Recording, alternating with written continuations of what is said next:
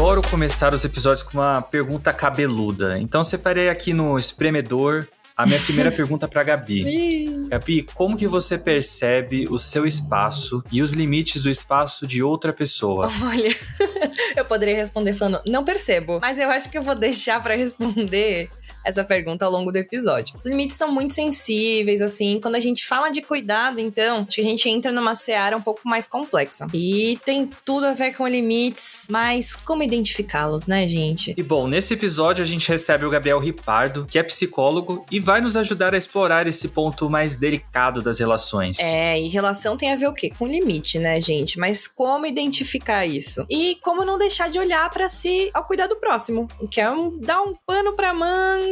Seja muito bem-vindo, Gabriel. Conta um pouco mais pra galera, pra mim, pro Sérgio, pra todo mundo que tá ouvindo a gente sobre você. Obrigado, Sérgio. Obrigado, Gabi, pelo convite. Olá a todos os bagacetes. Meu nome é Gabriel, eu sou psicólogo clínico. Eu atualmente trabalho com a abordagem comportamental e eu acho que, assim, de mim, o que é que eu posso falar de interessante? Eu sou viciado em música do leste europeu, em documentários ruins do History Channel e nos filmes da Anna Faris dos anos 2000. Então eu acho que isso já diz um pouco, assim, sobre a minha personalidade. Eu acho que é isso, assim. Quer contar o fato curioso, Sérgio? Como você conheceu o Gabriel? Gente, nós conhecemos por causa do Eurovision, né? Porque, cara, Eurovision no Brasil é uma bolha muito pequena. E aí você acaba conhecendo todo mundo que comenta no Twitter, por exemplo. E a gente acabou se conhecendo lá e a amizade foi fluindo e descobri outras facetas de Gabriel, que ele é um psicólogo, uma pessoa séria, entendeu? E aí, por que não? Por que não trazê-lo aqui? Eu acho que em alguma interação nossa, eu tava reclamando de alguma coisa que eu tava me formando, e aí eu falei alguma coisa e o Sérgio, nossa, tu é psicólogo? E eu sou. E ele, caramba. E eu, pois é. Tipo assim, não parece. Mas é aquela coisa, né? A faceta profissional e a faceta das redes sociais. São duas coisas bem diferentes. Inclusive, Exato. Curioso você comentar isso, que eu estava na aula hoje e a gente estava falando justamente disso. E aí uma pessoa comentou que teve uma funcionária que trabalhava na equipe dela que ia no Twitter falar mal do cliente. E era uma farmacêutica. E falava mal pra caramba do cliente, não sei o que, e ainda marcou a farmacêutica. Gente. E aí, tipo, vendo ali o Twitter, puxando ali, né, pra fazer análise de humor, né, das relações ali das redes sociais. A menina foi demitida, né, óbvio, porque não tem como. E aí, a gente tava falando justamente isso, dos limites que estão completamente ali nebulosos. O que é vida profissional, o que é vida pessoal, o que é a internet, o que é o offline, né? E acho que esse papo aí tem a ver com o que a gente vai discutir hoje aqui, que é o limite da vida pessoal ali, limite em relação, né? Como impor esse limite, como se cuidar e cuidar do outro sem que pareça impositivo. Eu acho que assim, esse tema é um tema que a gente já tava pra gravar, e aí é um tema que toca a gente, porque, enfim, Gabi, a gente já teve várias conversas sobre isso, principalmente no Sukiá, que é o nosso QG aqui em São Paulo. A gente sempre vai no Sukiá conversar e pensar, e eu me considero uma pessoa que pode ser até um pouco intrometida. Eu tô melhorando muito nisso. Trato nisso em terapia. Esse tema específico faz, eu acho que uns 2 anos. Essa questão do cuidado. Eu acho que eu sou tão proativo, eu quero tanto contribuir pro outro, a pessoa que eu amo, que eu acabo muitas vezes esbarrando no limite do outro. Enfim, isso tem uma série de questões também socioeconômicas, isso me faz refletir. Eu, óbvio, não tô nesse recorte, mas quando a gente olha ali e pensa sobre cuidado, a gente tem a figura tão popular das irmãs mais velhas que acabam cuidando dos pais e deixam de cuidar de si, ou das mães que precisam cuidar dos filhos, que principalmente quando tem alguma questão mais séria de saúde, e deixam de cuidar de si. E se esse recorte me afeta, de eu querendo tanto prezar pela saúde do meu pai, eu fico pensando também nesses outros recortes. Enfim, e aí eu queria começar com essa pergunta pro Gabriel, que eu acho que dá um norte em tudo. De onde que vem essa ânsia pelo cuidado? Por que a gente tem tanto querer de cuidar do outro, principalmente quando é alguém importante pra gente?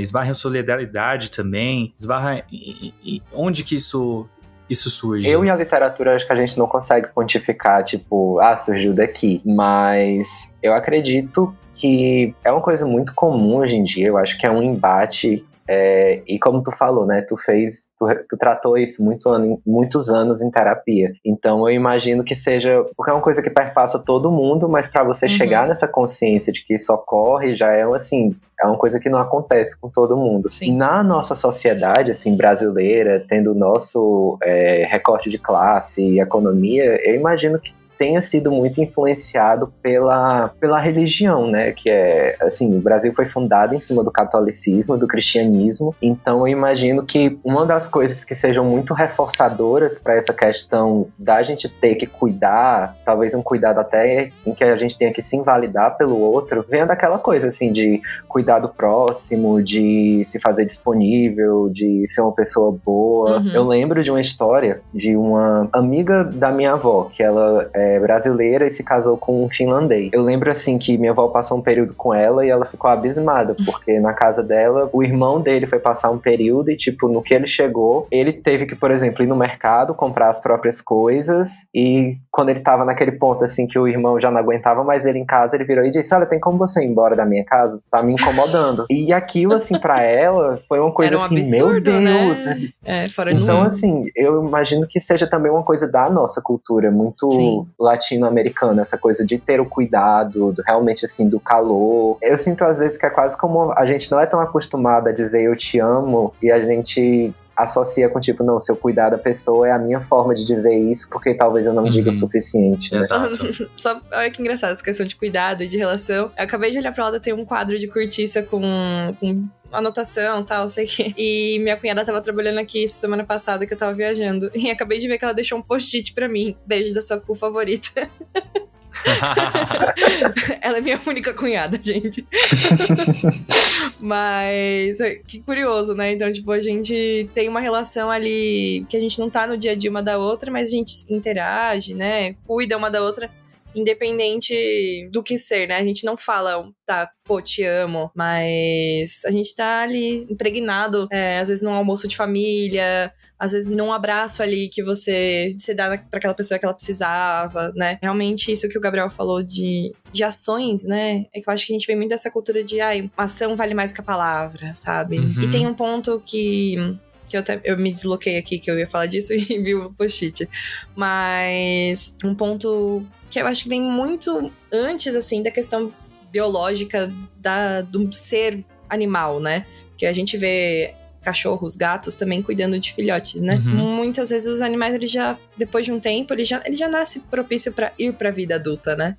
A gente não, né? A gente tem todo um período ali de adaptação e infância, adolescência, onde a gente precisa ser cuidado, né? E é muito curioso isso, porque quando a moeda vira, né? Por exemplo, minha avó precisou fazer uma cirurgia no ano passado e a gente precisou cuidar dela. Ela se sentiu um estorvo, porque ela falava, eu não queria dar trabalho, sabe? Eu não tinha que vocês não tinham que estar cuidando de mim. E aí eu ficava, você cuidou da gente a vida inteira, sabe? Não custa nada pra gente cuidar da senhora. É uma coisa que a gente até espera, né? Hoje em dia tem muito esse discurso da questão de, se as pessoas não estão deixando de ter filho, quem vai cuidar delas, né? Então já tem essa expectativa do cuidado alinhada ali, a longevidade da vida, da sua família, né? Do seu sangue, que eu digo... me expressei mal, mas dos seus filhos ali, da sua prole, né? Então, tipo, você espera que aquilo aconteça, é o natural. E aí, quando alguém fala no sentido de não cuido dos meus pais, né? Não, meus pais moram sozinhos, né? É bem complexa essa coisa. Inclusive, tem um ponto que tá em alta aqui na minha família, que minha mãe tem uma tia que mora sozinha e ela tem 89 anos, sabe?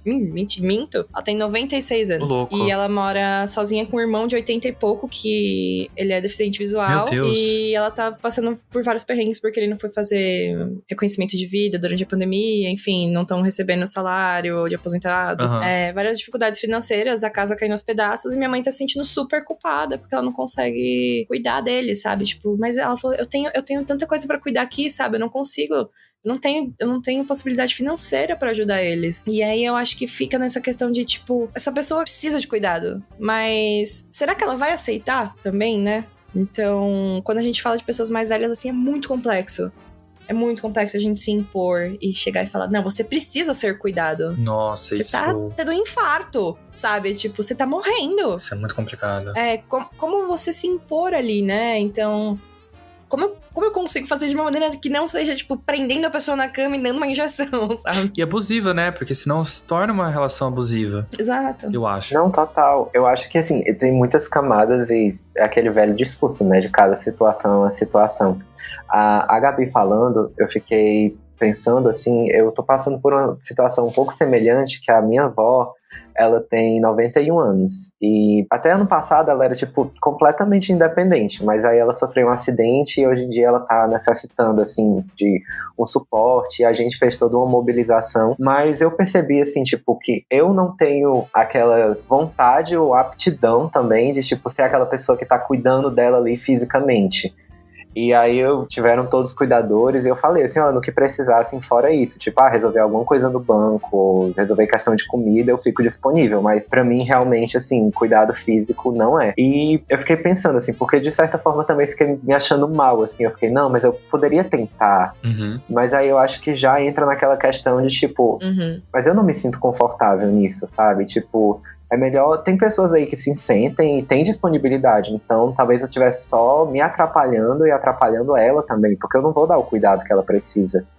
Então eu acho que vem muito assim, de você se perceber na relação também e ver até onde você pode ir, até onde aquilo não vai te danificar também, porque você precisa estar minimamente bem. E quando o dever chama? Porque nesse exemplo que eu falei, é muito comum. Eu acho que todo mundo tem pelo menos um exemplo na família de quando sobra pra filha mais velha. E é um recorte de gênero mesmo. Às vezes tem eu ia falar justamente isso. Normalmente sempre sobra pra mulher da família, assim.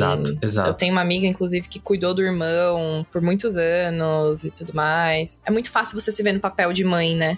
É muito fácil você criar um irmão mais... Muito fácil não, né? Mas é muito fácil você se ver nesse papel porque você criou o seu irmão a vida inteira. E é curioso porque às vezes o próprio irmão te vê como mãe. E aí você entra numa questão psicológica ali muito mais profunda, né, dessa pessoa. O dever te chama e aí não tem o que você fazer. Ou você deixa uma pessoa inválida ali na situação que ela tá, ou você colabora e faz tudo. E, gente, exemplos assim familiares de pessoas que eu conheço em que o resto da família tá nem aí. De fato, isso transforma a vida da pessoa, transforma o emocional, mexe com o que ela tinha de planos, né? Com o que ela enxergava como vida. E eu fico pensando nesse impacto. Eu, às vezes, calculo esse movimento, mas porque eu sou filho único, então... Eu penso que talvez essa seja a minha realidade daqui a uns anos. Claro, eu posso me preparar para isso financeiramente, para ter suporte médico, cuidador e tudo mais. Mas já ouvi da minha mãe e do meu pai sobre isso do cuidador, sobre isso de uma casa de asilo. Vamos supor se essa fosse a necessidade, entendeu? Não é minha vontade. Não é minha vontade, a gente pode pensar por que não é minha vontade, né? Que eu acho que tem muitas questões atribuídas aí. Mas é polêmico, até quando você fala aqui internamente na minha família, de um cuidador, porque não é a realidade. O passado mostra que sempre tinha alguém cuidando, e eu sou filho único. Aí eu fico pensando, será que isso vai sobrar pra mim? Mas sobrar pra mim, eu tô cuidando dos meus pais, que tanto fizeram por mim a vida toda. O que é justo aqui nessa relação? Como que... Eu fico pensando em como será o futuro e esperando pelo melhor pra todos, sei lá. Eu fiquei pensando agora, você falou de cuidador, é uma coisa assim, é uma coisa que sempre existiu, mas eu acho que essa profissão vindo de fora é uma coisa muito nova, né? Porque antes era um papel embutido, como vocês falaram. Ou era na fila mais velha, ou era... eu não sei como é aí em São Paulo, mas uma coisa assim que é muito comum, pelo menos aqui ainda no Ceará, que eu tenho conhecimento, é que tipo, em gerações muito antigas era tipo pegar uma menina de interior e levar pra tipo, olha, você vai ser aqui a companheira de vida desse casal.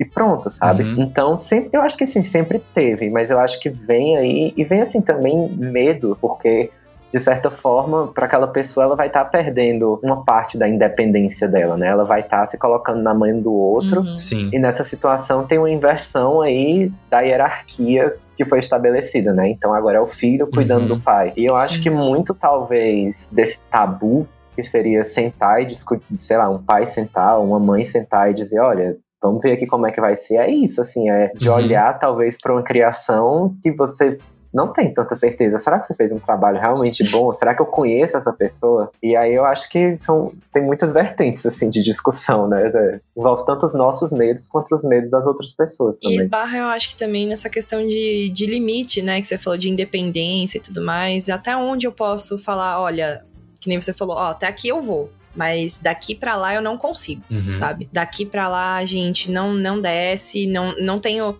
capacidade psicológica, sabe? Pra, às vezes, lidar com essa situação. Porque, muitas vezes, nesse momento de cuidado, são situações mais... Nesse momento de cuidado que a gente tá discutindo agora, né?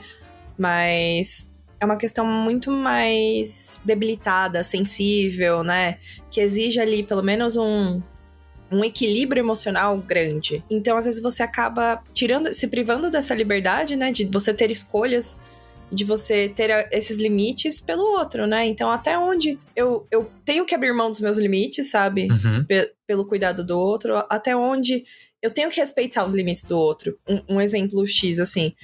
Aquela pessoa precisa que eu troque uma fralda dela, mas ela não quer. Sabe? Só que ela precisa disso. Eu sei que seu limite ali, você não gosta que eu te veja nua ou nu e tudo mais. Mas eu preciso fazer isso por sua saúde, sabe? Tipo, eu não estou confortável fazendo isso também, mas entenda que isso é necessário, sabe? Então, eu acho que esbarra muito nessa questão de como comunicar essa questão de limite, sabe? Eu acho assim, né? Nessas situações, o diálogo é a coisa mais preciosa. O ruim é que muitas vezes a gente não tem essa disponibilidade porque se torna debilitante, talvez numa velhice que não tem possibilidade de diálogo, com os problemas de senis mesmo, tipo o Alzheimer ou a falta de uma comunicação. Mas eu acho que é essencial, assim, e é uma coisa que a gente, enquanto sociedade, a gente não treina, a gente não tem essas conversas de tipo, olha, eu também tô desconfortável, mas eu tô fazendo isso e vai ter que ser. Sabe, tipo, porque querendo ou não, de certa forma tem a ver com o cuidado que um pai ou uma mãe tem quando você é bebê. Ninguém gosta de trocar fralda, mas é tipo, olha, eu tô fazendo aqui por você não fez por mim. Mas é como eu falei, é na base do diálogo, mas também nessa situação é muito tênue, porque o diálogo ele é um privilégio em muitas dessas situações, né, às vezes não tem. Mas é uma coisa que eu noto, pelo menos assim, da nossa geração, é que a gente tem uma consciência muito maior de, tipo, se cuidar mais cedo. Talvez por uma educação melhor do que tiveram, mas eu acho assim que talvez a nossa velhice seja um pouco diferente porque esses diálogos vão estar mais abertos e a gente vai ter mais acesso a informações de, por exemplo, tem que estar na academia.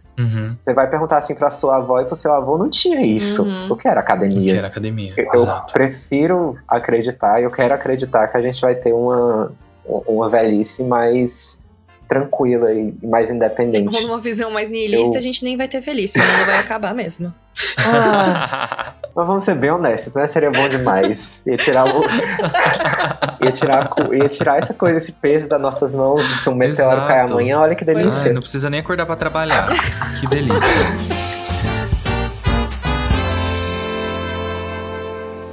A senhora quer ir pra Teresina, Eu quero ir pra Teresina. Eu peço a ajuda de vocês, gente, por favor. Eu preciso ir pra Teresina, me consultar com psicólogos lá, pra me normalizar da minha mente. Eu pensei agora numa coisa, e eu vou até pedir a ajuda do Sérgio, porque tu já moraste em Portugal, não foi? Um tempo? Sim, morei. Eu tenho uma amiga que ela tá morando agora. Eu conheci ela aqui durante a faculdade. Ela tá morando numa cidade que é afastada de um grande centro e tem muito idoso lá. E aí eu, amiga, como é que é? Tipo, e ela, cara, que é muito doido, porque só tem gente idosa na rua, mas eles são ativos. Eu conheço uma idosa que vai ao cinema 3 vezes e faz tênis. E aí um dia ela foi perguntar, a mulher, não, eu tenho 77 anos. Aqui, tipo, no Brasil, 77, então eu fico vendo, assim, já é uma diferença cultural, né? Porque eu acho que se a minha mãe com 77 anos, ou meu pai, dissesse, eu tô indo no cinema, eu ia ficar, quer que eu vá com você? Quer que eu... alguma coisa? Como assim você vai jogar tênis? Peraí. Então eu acho que a gente já tem até a possibilidade de pensar nisso pros nossos pais, talvez. Então, eu acho que vai explorar isso. Dizem que Portugal é um paraíso pra aposentadoria justamente por isso, né? Tem estrutura, o público é muito idoso, então existem equipamentos culturais, a saúde é preparada para ter essa população, porque lá a pirâmide já tá invertida, né? E aqui a gente tá caminhando para uma inversão da nossa pirâmide etária. Eu acho que a nossa geração vai ser a primeira a se deparar com um montão de gente velha e menos pessoas jovens. Eu acho que vai ser de repente, um choque pra gente, tirando aqui do meu cu esse dado, tá? Mas eu acho que pode ser que seja isso. E lá, cara, a galera é realmente muito ativa. Mas você também vê pessoas muito idosas trabalhando, que aqui também é uma realidade, né? Mas lá você vê bastante também. É louco isso. É legal. Eu acho que tem essas questões culturais, mas também tem essa questão de infraestrutura muito forte, né? Que, como você mesmo disse. Uhum. Eles já são preparados pra isso, né? Hoje, pra um idoso, por exemplo, pegar um ônibus em São Paulo é muito ruim. Minha avó não consegue pegar um trem, sabe? Uhum. Porque, primeiro, que as estações não são preparadas para pessoas com mobilidade reduzida, pessoas com deficiência ou qualquer outro tipo de situação ali. Hoje que a gente vê algumas questões ainda mais discussões, né, sobre esse tipo, mas, por exemplo, a minha avó tem 80, vou fazer 27, ela tem 87. Ela tem medo de escada rolante, porque ela não sabe o momento, tipo, de sair, sabe? Ela acha aquilo esquisito. E aí você vê ali uma situação muito delicada quando você vê idosos, assim, andando sozinho. E aí, vou até comentar essa questão do Gabriel, de, tipo, você vai no cinema sozinho, sabe? Como assim, né? E também tem esse questionamento do estar sozinho, né? Então, cara, tudo bem eu ter meu momento sozinho, né? Tudo bem eu sair sem meus pais, tudo bem meus pais saírem sem mim, tudo bem minha mãe sair sozinha, sabe? Sem que seja pra obrigações de fazer um mercado da vida, sabe? É muito esquisito, a gente vê o estar sozinho, às vezes, como uma coisa estranha, né? Também essa cultura do estar junto, né? Essa cultura de estar ali. Hoje é muito difícil, por exemplo, você ver alguém almoçar sozinho sem um celular. Você está... O que é a solidão, né? A solitude, né? Enfim, são questões mais complicadas. Solidão ou liberdade, né? Exatamente. E aí você entra nessa questão também de você chegar pro outro e falar, cara, eu tô cansado, sabe? Eu tô... E nem no episódio anterior, eu sou um amigo de merda mesmo e eu preciso ficar sozinho um minuto, sabe? Eu não quero te ver hoje, sabe? Não dá.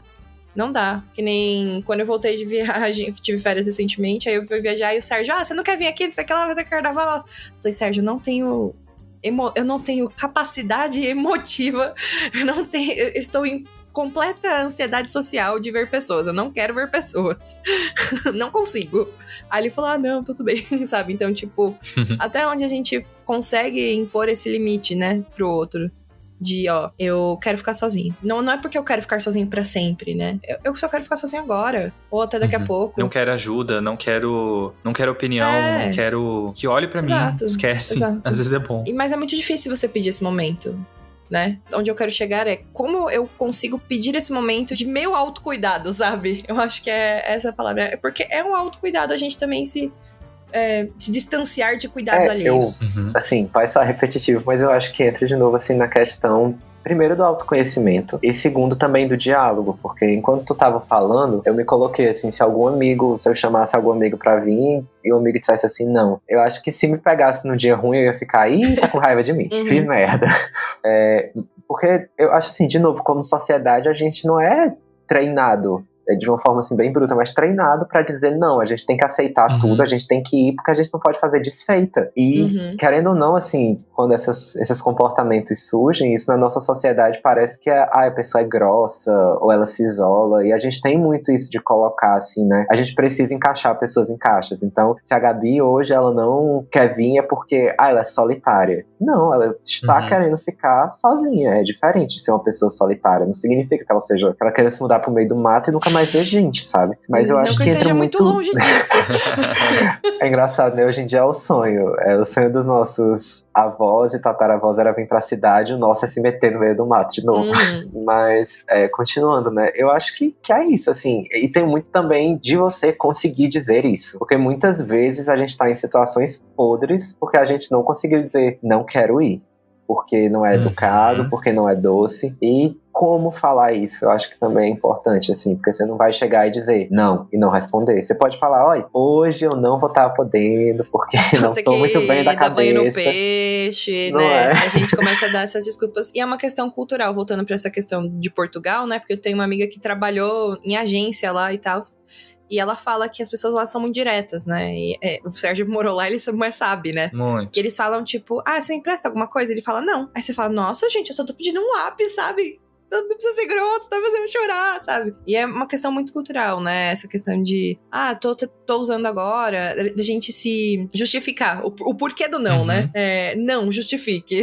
Então, é bem complexo isso. E nem indo assim tão longe, acho que Portugal, no Brasil mesmo você vê, assim, eu tô trabalhando online, né, e hoje em dia eu vejo, por exemplo, se eu tenho alguém que me contacta do sul do Brasil, que eles são muito mais diretivos, ou então o pessoal de São Paulo, muito mais do que se vem alguém aqui de Fortaleza falar comigo, porque aqui em Fortaleza você não pode jamais, nunca em situação nenhuma dizer não, então é tipo, olá, se possível e não for do seu incômodo, você poderia estar pensando em fazer tal coisa, você pode me informar quanto você cobra, olha, não é querendo, enquanto o pessoal tá tipo, e aí?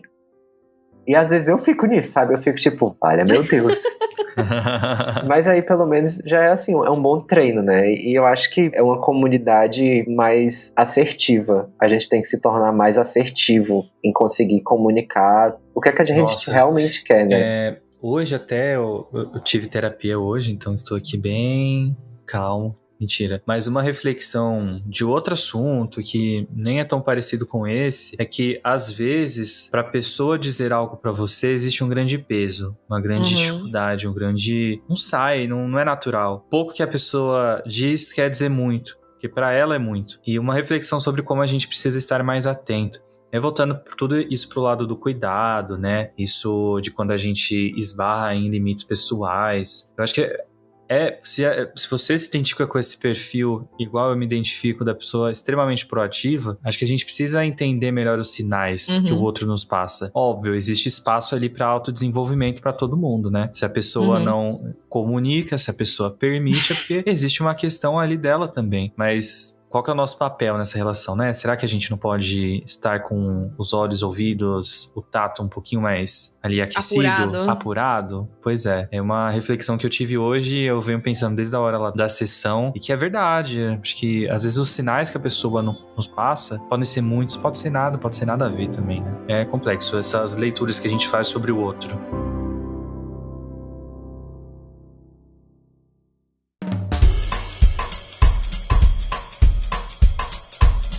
Eu acho que o Gabriel disse essa questão do diálogo, né? Eu vejo o diálogo, a comunicação clara, né? Como a gente diz, um privilégio. Em muitas pessoas, assim, eu admiro família. Tipo, eu tenho uma amiga que é mãe e eu admiro o jeito que ela fala com as crianças, no sentido de, tipo, é isso, e, tipo, muito clara e sempre não tentando contornar e falando. Porque depois você cria uma pessoa que não sabe se expressar, uma pessoa que não sabe falar o que ela tá sentindo, né?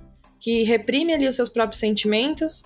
E um adulto completamente problemático nesse sentido, né? Então, eu tive uma criação onde eu não era, apesar de fazer comunicação, eu não era, tipo, incentivada a, falar sobre meus sentimentos. Era sempre uma questão de, tipo, lide com isso, sabe? Se você tá assim, tem gente muito pior. Então, sempre vai ter alguém pior, mas sempre vai ter alguém melhor. Então, sempre tem essa margem que o Sérgio disse pra autodesenvolvimento, né? Então, essa questão de autoanálise e de autopercepção é muito importante nesse ponto. Mas, tirando o diálogo de jogo, como a gente consegue ajudar alguém, assim, que você vê que tá passando por um... Cara, é muito complexo e essa pessoa não quer ser ajudada. Ou ela não, e você pode contribuir, né? Você, por exemplo, vou dar um exemplo aqui hipotético. Vejo que o Sérgio está com algum problema no trabalho e eu já tive um problema parecido. E ele tá muito restritivo nessa questão de ser ajudado porque ele quer lidar com tudo sozinho. Porque ele sempre lidou dessa maneira. Então, ele se acha competente o suficiente, né, pra lidar com este problema sozinho. E não quer ajuda. Mas eu vejo que eu posso ajudar. Como eu consigo, sabe? Ajudar de uma maneira que... seja meio contornando a situação. Assim, existe? Não. Não, mas... Assim, nessas situações, eu sou muito mais a favor de uma abordagem mais diretiva. No sentido de que, tipo... puxando aquele negócio da comunicação não violenta, né? De, tipo... Você chegar mesmo na pessoa... Mas, assim... E dizer... Mas quando eu falo dizer, não é dizer, tipo... Olha, eu posso te ajudar. Mas dizer, olha... Eu tô vendo que você tá passando por essa situação. Eu passei por uma situação X. E eu tô vendo que você tá um pouco estressado. E isso me afeta porque eu gosto muito de você. Então, assim, você quer ajuda? Eu posso tentar te ajudar, mas aí eu acho que entra muito naquela coisa. Se ele disser não, você fez o que você podia fazer. E aí que tá, né? A gente quer sempre ir além. A gente não aceita esse não. E eu fiquei pensando, quando tu tava falando assim de criação, abrindo aqui o açougue da epistemologia e dos recortes. Assim, eu acredito, eu tenho quase certeza que o Sérgio é gay. E eu também sou, a Gabi Eu sou bissexual. Bissexual. Pronto, ser bissexual, eu gay. A Gabi, eu não sei a sexualidade, mas assim, mulher, a gente, na nossa infância, a gente já cresce, mesmo que não tenha sido de criação ou proposital, com aquela questão de, tipo, tem que andar na linha. Porque você não é homem, assim, né, sendo bem restrito, você não é homem branco hétero. Se um homem branco, a gente é ensinado que um homem branco hétero, ele pode. Você não pode. Por quê? Porque você não é ele. Então, como a sociedade foi construída por eles e para eles, a gente ainda tem, às vezes, muito uma culpa que nem foi imposta pelos nossos pais. Talvez nossos pais nem tenham a ver com isso, mas a gente crescendo e se percebendo diferente desse ideal, a gente fica, não, eu sou um filho ruim se eu não conseguir suprir tudo que meus pais precisam. E aí eu acho que vem também de você conseguir se trabalhar e dizer assim, olha, de novo aquela questão, né? Eu só consigo ir até um certo ponto. Lidar com esse problema sozinho é muito complicado, né? Eu só consigo vir até aqui. Principalmente quando você tem um perfil, assim, mais direto, como o Sérgio disse, proativo, né? De você querer resolver problema. Quando você tem um problema ali na sua cara, que você consegue ajudar, que você já teve, já tem uma solução pra ele, sabe? Já viveu aquilo, só que aí a gente entra naquele patamar de cada vivência é uma vivência. Até onde é o limite do outro, né? Então, eu posso estar mais propensa a ter um burnout porque meu limite é aqui. Mas a pessoa vivendo a mesma coisa que eu, ela nunca vai ter, sabe? Porque ela tem uma outra história, já aguenta mais coisas, tem outros motivos ali. Então, são certos pontos ali mínimos que você disse, né? Dessa questão de perceber e tudo mais do outro e se entender e aceitar o não, né? Eu acho que eu lidei muito com isso em terapia também, nessa questão de ouvir o não, né? E ouvir o sim. Porque pra mim era muito fácil ouvir não. Porque eu ouvi não a vida inteira. A vida inteira eu cresci ouvindo não, sabe? Então, eu posso fazer isso? Não, não pode. Não, porque você é mulher. Não, porque você não pode. Não, porque você não pode sair com o menino. Não, porque você não sei o quê. Não, porque... E aí, você já tá tão preparada, sabe? Você fica tão calejado pra isso, nesse sentido, quando você já ouve tanto não. E aí, quando você ouve um sim, você fala, pera... Você se quebra. Você faz, não, como assim? Tem uma porta se abrindo aqui pra mim? Que é isso? Que é isso? E às vezes... Sabe? Se é um sim, assim, de uma oportunidade, às vezes a gente não se acha nem digno, né, daquilo. Porque Sim. eu acho que é muito da gente ter que se entender enquanto falho e insuficiente. E o quanto, tipo, por um lado isso dói, e por outro é muito libertador, né? Você se perceber insuficiente, aí você se tocar que você não precisa e você não pode resolver o problema de todo mundo. Com certeza. Eu acho que, só vou contar um caso pessoal meu aqui. Quando eu comecei a ter crise de ansiedade, eu era muito fechada à ideia de fazer terapia e de ir para um psiquiatra, procurar ajuda, ponto. Eu não queria procurar ajuda. Eu não me via digna de ajuda, porque eu me acharia incompetente, sabe? De não conseguir lidar com o meu problema. Como assim eu estou precisando de ajuda para lidar com um problema meu? Sabe? Pra mim, isso não entrava na minha cabeça. Então, eu fui muito fechada à ideia da terapia por algum tempo, assim, vários meses, depois de alguns amigos falando pra mim, Gabriela, você precisa de ajuda, Gabriela, você precisa de ajuda. E da minha mãe me pegar chorando, assim, no banho, desesperada por nada, sabe? Então, até o momento que eu falei, cara, eu não tô conseguindo lidar com isso sozinha, sabe? Porque aí foi quando abriu ali um ponto onde estava me afetando em outros pilares da minha vida, não só pessoal, ali também no profissional, no trabalho, no estudo, em tudo, né? E aí é quando você é afetado ali que você percebe, putz, preciso de ajuda. Estou aberto a isso? Estou aberta a isso? Estou aberto, porque você vai ser criticado. Então, você estar aberto a essa crítica, né? Porque, querendo ou não, beleza, a pessoa... Você precisa desse cuidado, né? Ou você está cuidando. Mas é uma questão de pura crítica, né? Você tem uma expectativa ali e você tem que estar ali no mesmo nível, preparado para receber alguma crítica construtiva, espero. Não negativa, né? Mas a gente tem que estar preparado para essa crítica, né? De um cuidador, ou de ser cuidado, né? Ou de estar cuidando. Porque muitas vezes você não enxerga o problema do outro como o problema do outro, né? Você tá enxergando pelo seu filtro, né? queria pontuar 3 coisas, começando aqui o papo psicológico. Eu achei muito legal que tu... Muito legal não, interessante. Que tu falou, assim, que tu tava passando por alguns problemas e que tua mãe te pegou no banho chorando por nada. Assim, tu tava chorando era por alguma coisa, né? Então, eu achei muito legal quando tu colocou essa questão da terapia, porque eu acho que existe uma concepção, e talvez aí por causa de, tipo, filmes e como é representado na mídia, e que antigamente também, né, tinha aquele negócio, terapia é coisa de doido. Dessa questão, assim, de muitas vezes as pessoas não fazem terapia por medo dessa crítica. E ou talvez, é uma coisa também que eu falo muito para meus pacientes, eu acho que às vezes não é nenhuma questão de crítica, é uma questão de autocrítica, que a gente não tem nenhum repertório para lidar, que quando alguém fala, tipo, olha, mas você não acha que podia ter feito de outra forma? A pessoa já entende, assim, de tipo, olha, você errou, você fez errado. E aí que eu achei... Eu vi, acho que no Instagram esses dias, essa frase, que era tipo, a terapia, ela não tem, tipo, não tem meta, não tem objetivo. Você não precisa, sabe?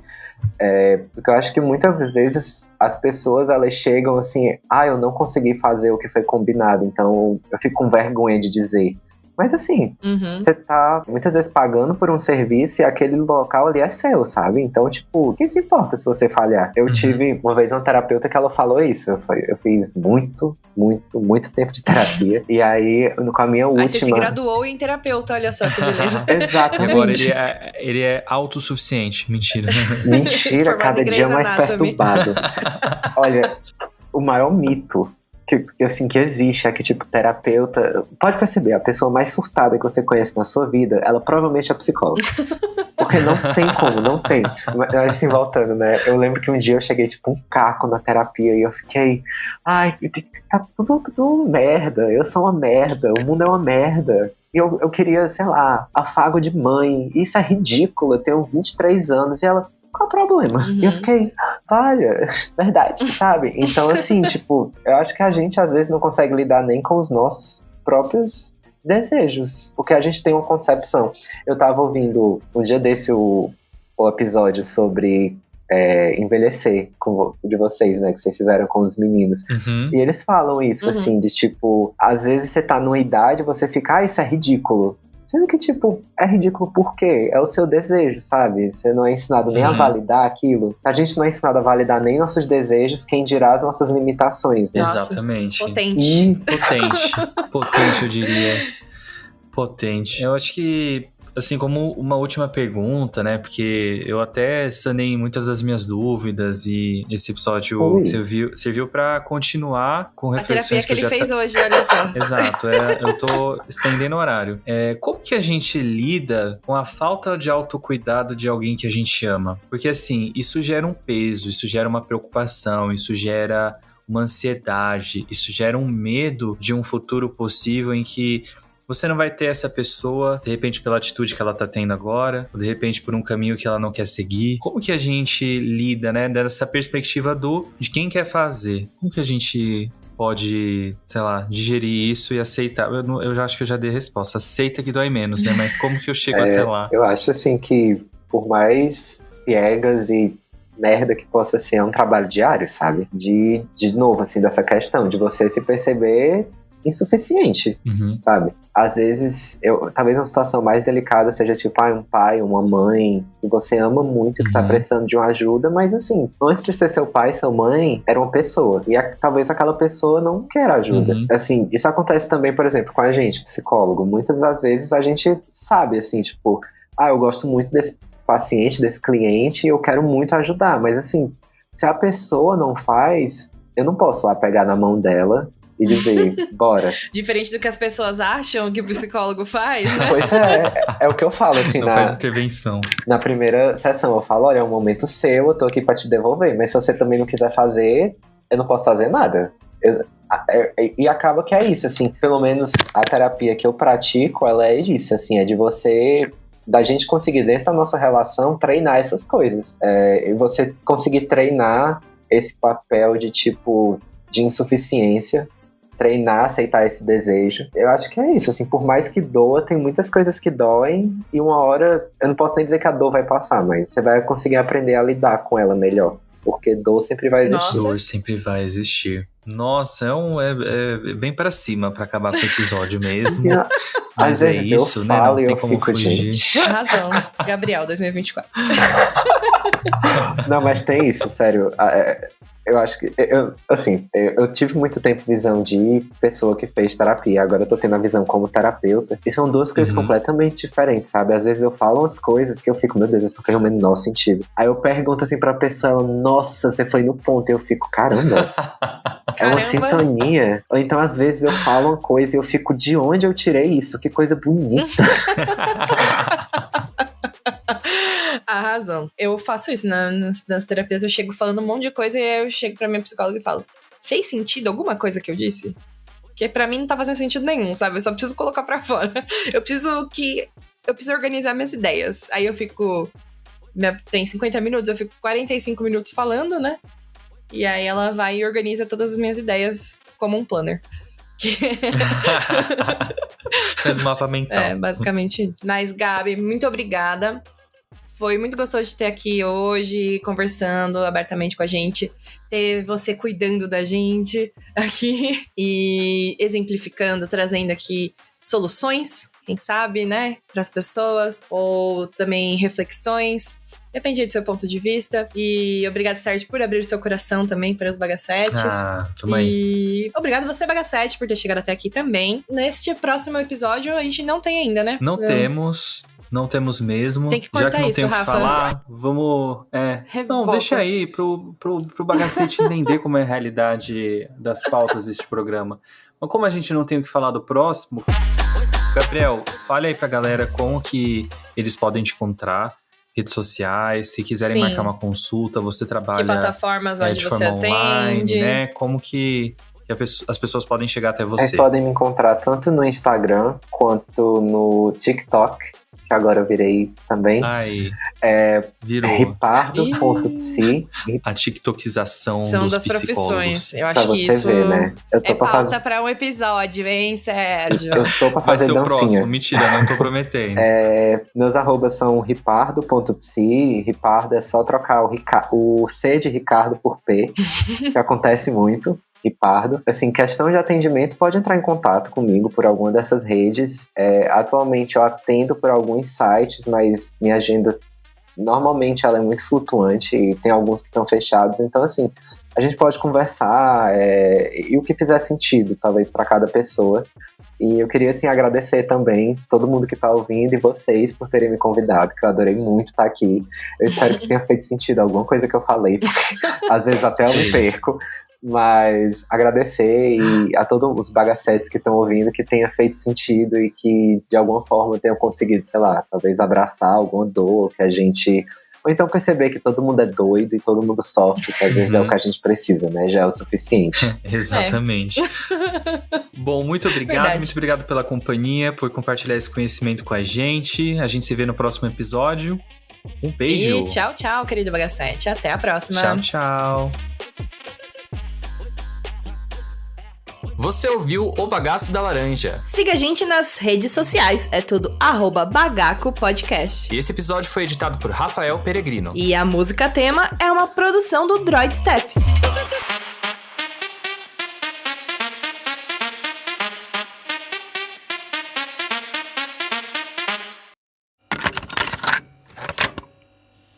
Você acabou de ouvir um conteúdo editado por Artesano Produções.